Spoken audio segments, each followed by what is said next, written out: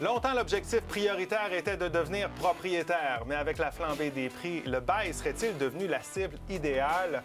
Avec Alain Reyes, Valérie Beaudoin, François Lambert et son fils Mathieu Gonzalez-Lambert, c'est parti pour 30 minutes de débat. Devenir propriétaire, c'est encore le rêve de bien des jeunes Québécois, malgré la flambée des prix de l'immobilier au cours des dernières années. Il y a près de la moitié des 18-34 ans qui prévoient acheter une propriété d'ici 5 ans. C'est du moins ce que nous apprenait un sondage léger réalisé en 2024. Mais attention, l'accès à la propriété est loin d'être une priorité pour tous les groupes d'âge.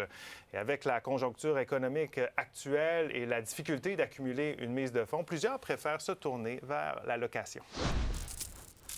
On n'est pas dans un marché facile ni pour les propriétaires ni pour les locataires. Des hausses de loyers faramineuses, des propriétés au prix exorbitant, le contexte immobilier actuel peut causer bien des maux de tête à ceux et celles aux prises avec le dilemme acheter ou louer. Le loyer, vous n'avez pratiquement pas de responsabilité. Il y a un problème, vous appelez le propriétaire. Une maison, ben c'est sur vos épaules. Un loyer, c'est le maximum de ce que ça va vous coûter pour vous loger. Une hypothèque, c'est le minimum que ce que ça va vous coûter pour vous loger. Les freins à l'achat d'une propriété sont nombreux. Parmi les raisons évoquées chez les 18 à 34 ans dans une enquête léger réalisée en 2024, près du tiers d'entre eux blâment leur situation financière actuelle et près du quart disent ne pas avoir une mise de fonds suffisante. La maison représente une excellente forme de discipline financière. C'est de l'épargne forcée.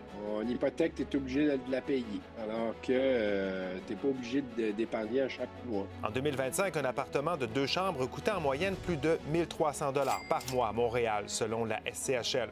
À Québec, il fallait prévoir plus de 1 250 $ pour un logement similaire. Il y a beaucoup de gens qui veulent acheter et il y a peu d'offres sur le terrain. C'est tous les vendeurs qui pensent vendre, mais qui hésitent, ils mettaient tout à vendre aujourd'hui.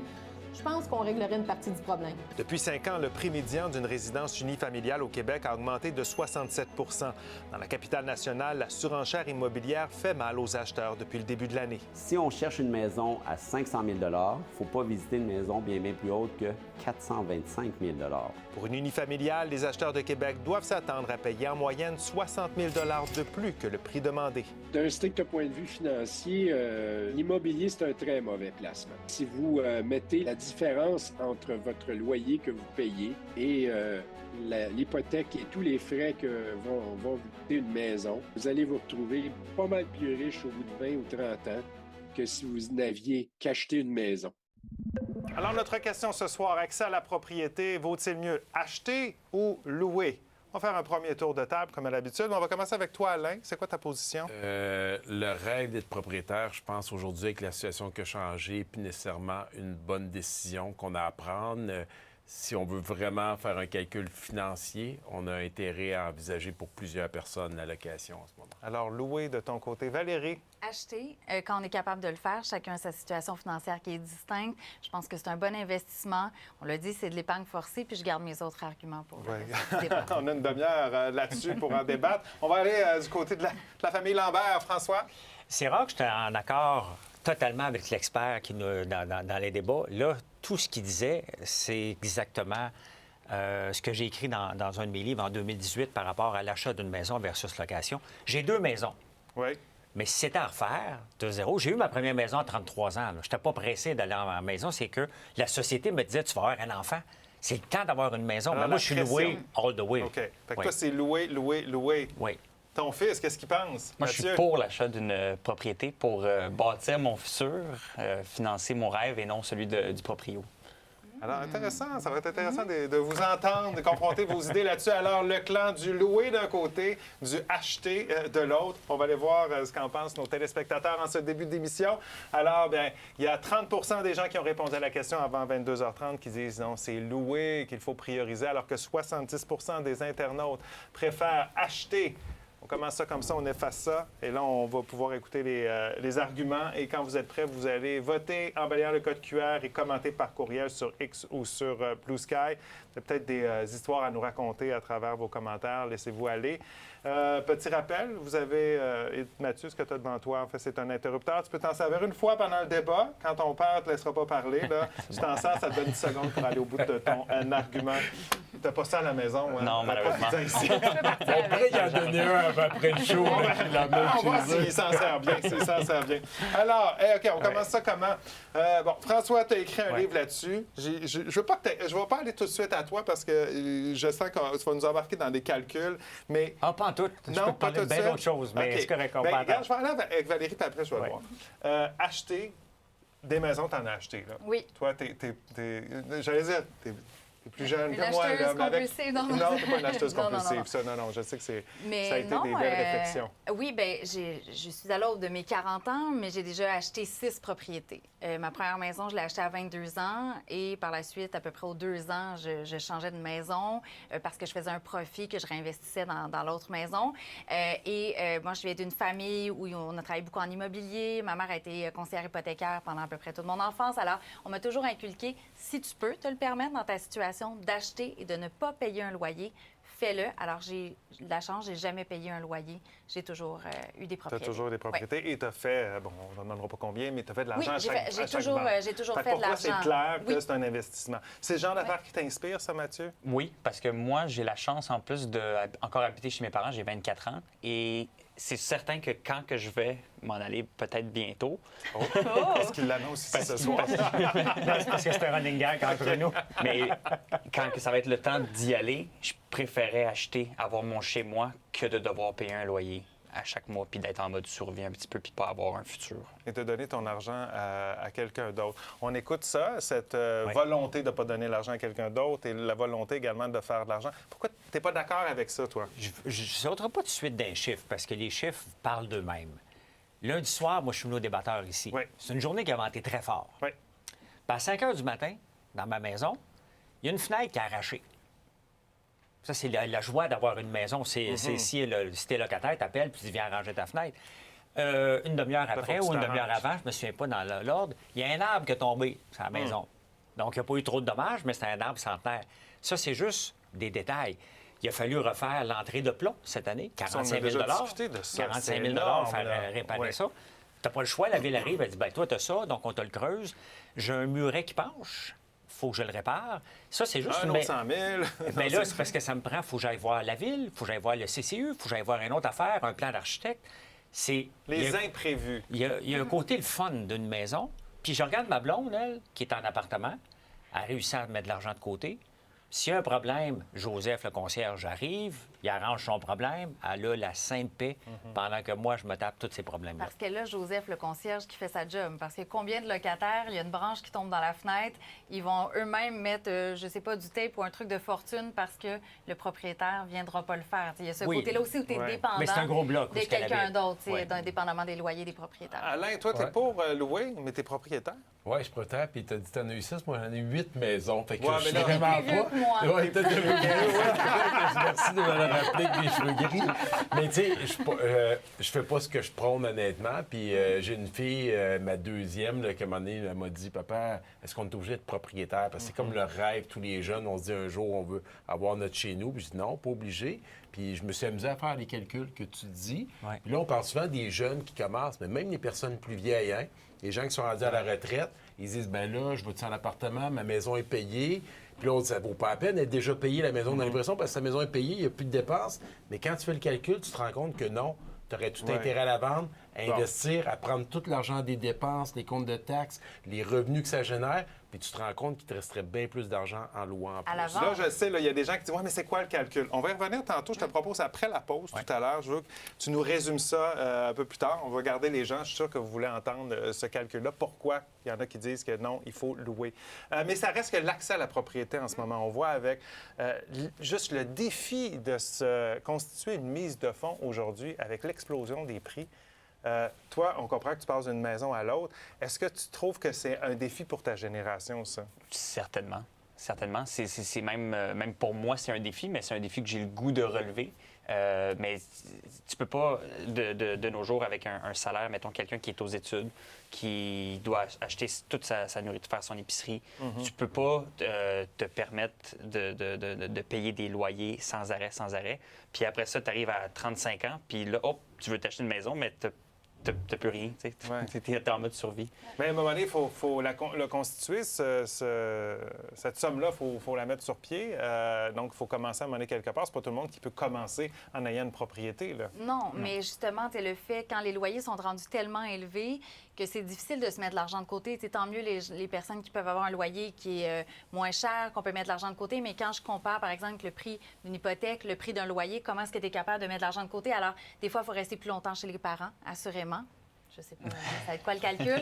Il faut aider les enfants aussi. Moi, en tout cas, c'est une de mes valeurs. C'est une valeur que ma mère avait. Moi, je veux le faire avec mon fils, mon beau-fils. On a un projet d'investir éventuellement pour eux parce qu'on le sait que l'accès à la propriété, moi, il n'est même pas encore au secondaire. Là, ça risque d'être très difficile.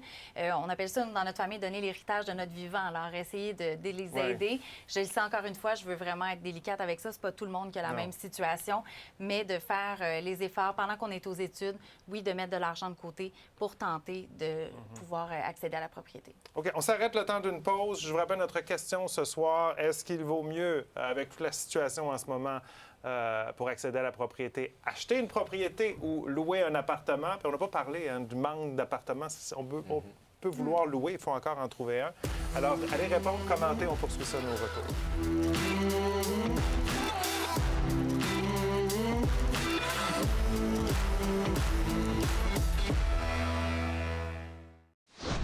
On est de retour. Accès à la propriété, est-ce qu'il vaut mieux acheter ou louer? C'est la question de notre débat de ce soir. Vous votez quand vous êtes prêts. Vous commentez également par courriel sur X ou sur Blue Sky. Avant la pause, j'avais dit qu'on te demanderait ce fameux calcul. Parce que c'est ça, principalement, ton argument. Tu dis, quand on fait le calcul, là, il faut louer. C'est quoi le calcul? Bien, la première chose, si tu avais acheté une maison en 1970, donc quelqu'un qui arrive à la retraite en ce moment, qui voudrait la vendre, s'est acheté la maison, puis il dit, m'a vendre ma maison, m'en profiter. Bien, sa maison, mettons le 100 par maison sur sa maison qu'il a mis, aujourd'hui, ça vaut l'équivalent de 1 800 Quand même. S'il l'avait mis dans le S&P 500, un fonds indiciel qui n'existait pas en 1970, mais on fait le calcul, il y aurait 34 000 34 000 pour un 100 Pour un 100 Maintenant, moi, ce que je dis aux gens, c'est que, bon, mettons ton loyer de 2 000, mais ta maison, il faut que tu regardes l'équivalent, peut-être que ça te coûterait peut-être ta maison 2 500 $ acheter ta maison, l'équivalent de ton hypothèque et tes dépenses par mois, ton loyer 2 000.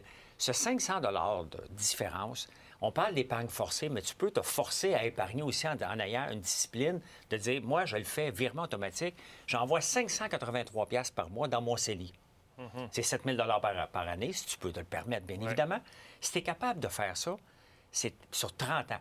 C'est que le 500 $, lui, il va faire pas mal plus d'argent que bien, sur la 30 maison, ans, selon toi. remplis le blanc là, pour que j'aille le bon chiffre. Là. Je ne veux pas dire n'importe quoi, parce que les gens... tu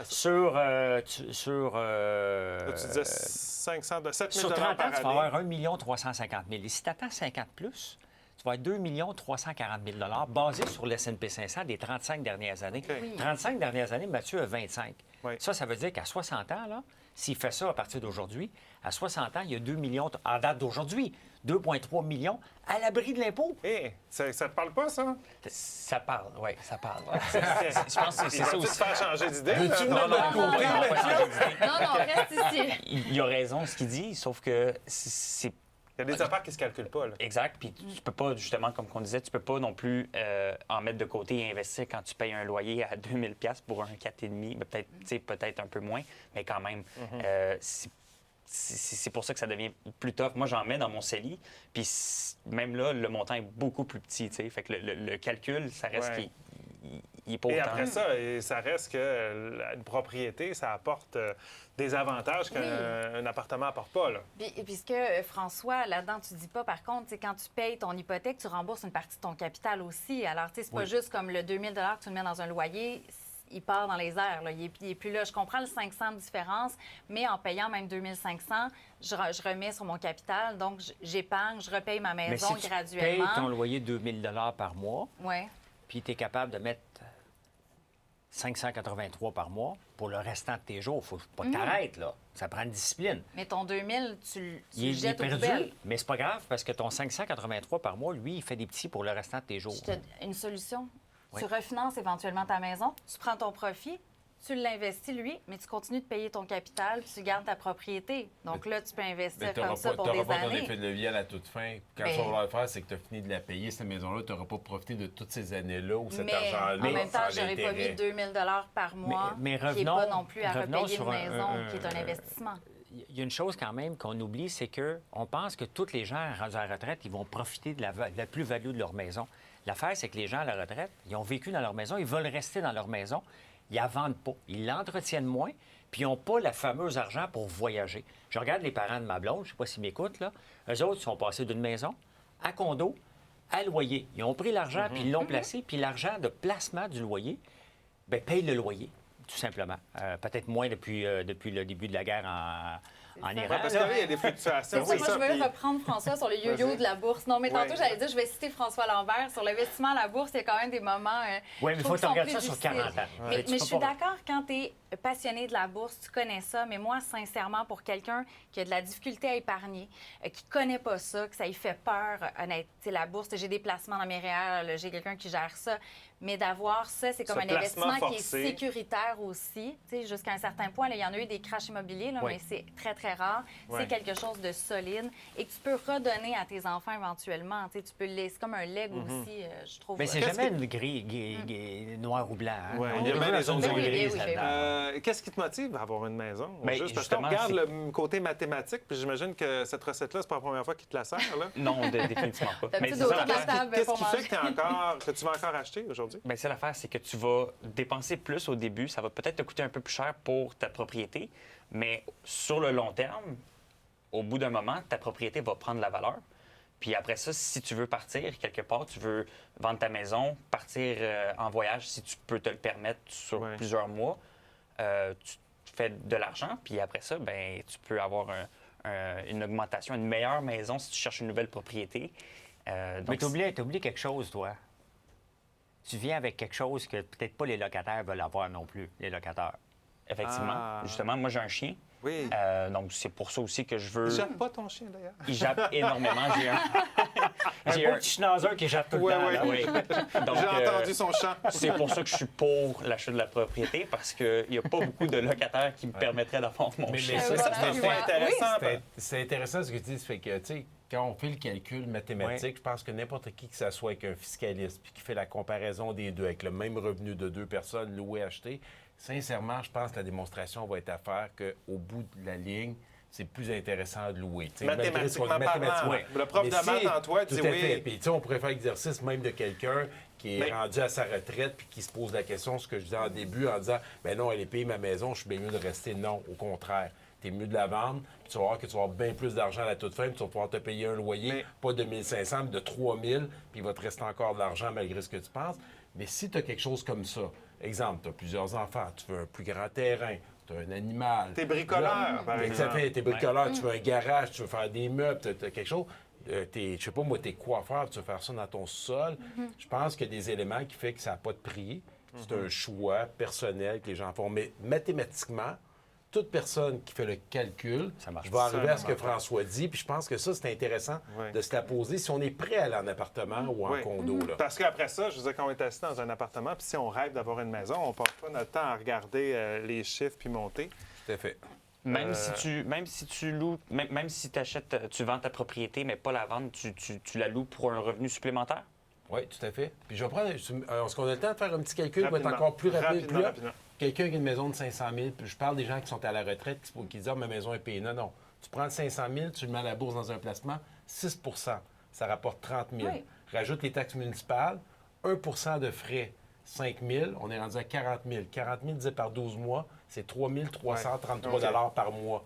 Tu peux te payer un méchant beau Oui, mais loyer. il y en a Ça, c'est Qui- intéressant, sauf que ça, Ouais. c'est quelqu'un qui. Oui, tout à fait, mais je te a juste dire, monté mais c'est le son- même tu sais, principe Quand, qu'on quand peut tu as faire. 25 ans, tu n'as Tout à fait. pas des Mais millions c'est à le mettre en principe banque, qui là. peut se calculer. Là, qu'on fait. Commentaire de Catherine pour aller à la pause. Aujourd'hui, on parle de louer ou acheter comme si c'était un choix, mais pour beaucoup de jeunes, ce n'est même plus une Tout à fait. option. On s'arrête. C'était le commentaire de Catherine au retour d'autres commentaires.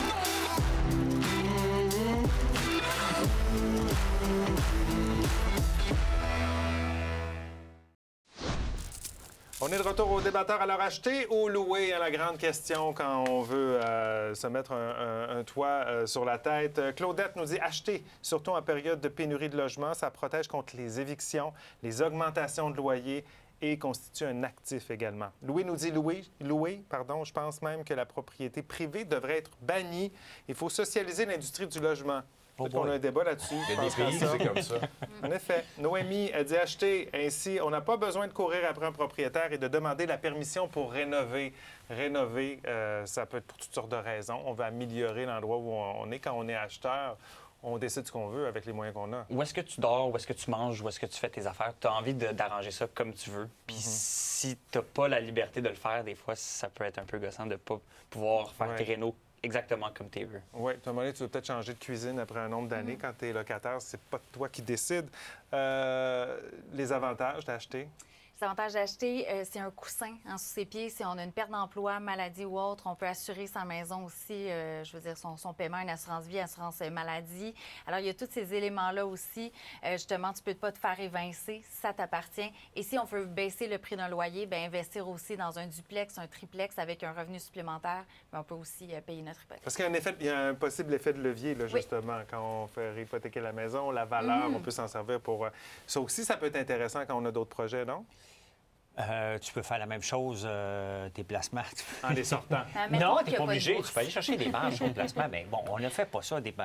Même aller chercher une marge pour voyager, mettons, sur ta maison, on ne devrait jamais recommander aux gens. C'est des outils qui sont possibles.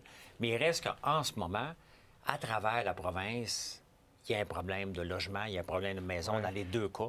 Et dans les deux cas, c'est compliqué d'avoir accès. Même d'avoir accès à un loyer, à certains endroits, c'est compliqué. Oui, vraiment pas évident pour tout le monde. Surtout, on pense aux plus jeunes. Hein. Tu disais que tu as eu des maisons, là, mais les plus jeunes, c'est plus complexe, tout ça. Allons voir maintenant si vous avez influencé. Ça, c'était en début d'émission. 30 pour louer, 70 pour acheter. On termine ça comment? 80 pour louer. 20 faut t'écrire des livres, pour acheter. C'est la famille Lambert qui a pris d'un côté ou de l'autre. Ça a bougé. C'est François, le choix du public, ce soir, pour les meilleurs arguments. Fait que ça va, vous n'êtes pas trop chicanés, vous allez repartir ensemble. Je pense que j'ai encore une maison. Ça va. De toute façon, tu veux partir bientôt de la maison. Merci d'avoir été avec nous. Merci, Mathieu, d'avoir été avec nous. Bonne nuit. À bientôt. Bye-bye.